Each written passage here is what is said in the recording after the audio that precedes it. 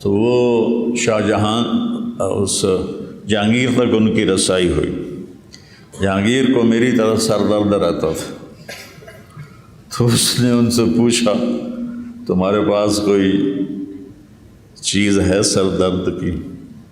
تو اس وقت وہ سائنس میں آگے جا چکے تھے، تو اب دیسی علاج میں کوئی ایسی دوا نہیں ہے جو فوری اثر کرے، تو انہوں نے اس کو گولی دی، وہ ٹھیک ہو گیا۔ وہ تو بڑا خوش ہوا، کہنے لگا کیا مانگتے ہو؟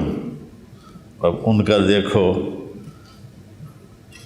اپنے ملک کے لیے خیر خواہی، کہنے لگے جی ہمیں انڈیا میں تجارت کی اجازت دی جائے۔ جاؤ اجازت۔ تو انہوں نے یہ جنوبی ہند کی طرف اپنے چھوٹے چھوٹے اڈے بنا لیے۔ شاہ جہان کے دربار میں وہ آئے تو شاہ جہان سے مل کر نکلے تو شاہ جہان کے وزیر نے کہا مجھے ان کی آنکھوں میں مکر و فریب نظر آتا ہے، ان کو ہندوستان سے نکال دو۔ تو شاہ جہان کہنے لگا کیا پدی کا شوربہ، ان کی حیثیت ہی کیا ہے، ان کا ہونا نہ ہونا ہمارے لیے برابر ہے۔ تو بعد میں پتہ چلا وہ پورا ہندوستان ہی کھا گئے۔ تو 1608 میں جہانگیر کا زمانہ تھا جب یہ ایسٹ انڈیا کمپنی آئی، اور پھر وہاں انہوں نے اپنے اڈے بنانے شروع کیے۔ آہستہ آہستہ آہستہ مقامی فوج تیار کی، اور مقامی فوج سے 1757 میں سراج الدولہ کو شکست دے کر بنگال پہ قبضہ کر لی۔ مقامی فوج اتنے بے حس ہو چکے تھے مقامی لوگ، اور پھر 1799 میں ٹیپو سلطان شہید کر دیے۔ تو انہوں نے کہا اب ہندوستان ہمارا ہے، سارے ہندوستان پہ قابض ہو گئے، مقامی لوگوں کو اپنی فوج میں شامل کر کے۔ ٹیپو سلطان پہ جب حملہ کیا تو حیدرآباد کا نظام کم بخت انگریز فوج کے ساتھ مل کے ٹیپو پہ حملہ آور ہوا۔ ایڈمبرا کا ایک سپاہی تھا جس نے ٹیپو سلطان کو آخری فائر کیا اور وہ شہید ہوئے۔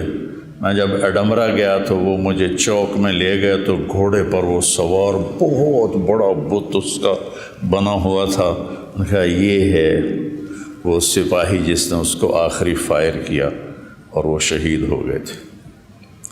تو ہندوستان میں انگریز کا آنا ایک عجیب و غریب واقعہ ہے، لیکن کوئی اس میں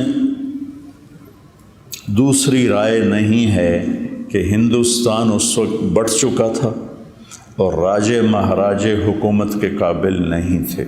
مسلمان راجوں کا حال یہ تھا کہ آصف الدولہ نے ایک حرم لڑکیوں کا بنایا ہوا تھا اور ایک حرم لڑکوں کا بنایا ہوا تھا۔ کبھی وہ لڑکوں سے شوق فرماتے تھے اور کبھی لڑکیوں سے شوق فرماتے تھے۔ یہ اودھ کے نواب تھا کم بخت یہ،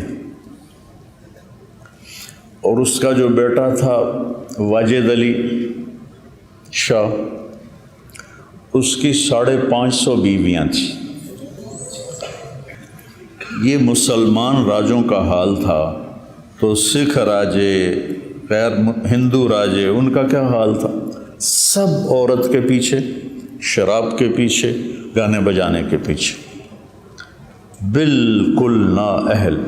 رامپور کا نواب جو تھا وہ اپنی جو مجلس شورا بلاتا تھا، آپ کو عجیب لطیفہ بھی ہے، حقیقت میں خود بیت الخلاء میں بیٹھتا تھا اور باقی ہال میں بیٹھتے تھے۔ تو انگریزوں کا آنا بالکل ٹھیک تھا، انگریزوں کا آنا بالکل ٹھیک تھا کہ وہ اس قابل ہی نہیں تھے، سوائے عورت اور شراب کے ان کو اور کوئی کام ہی نہیں تھا۔ رنجیت سنگھ نے حکومت کی 40 سال بڑے دھڑلے سے، بہت سمجھدار راجا تھا۔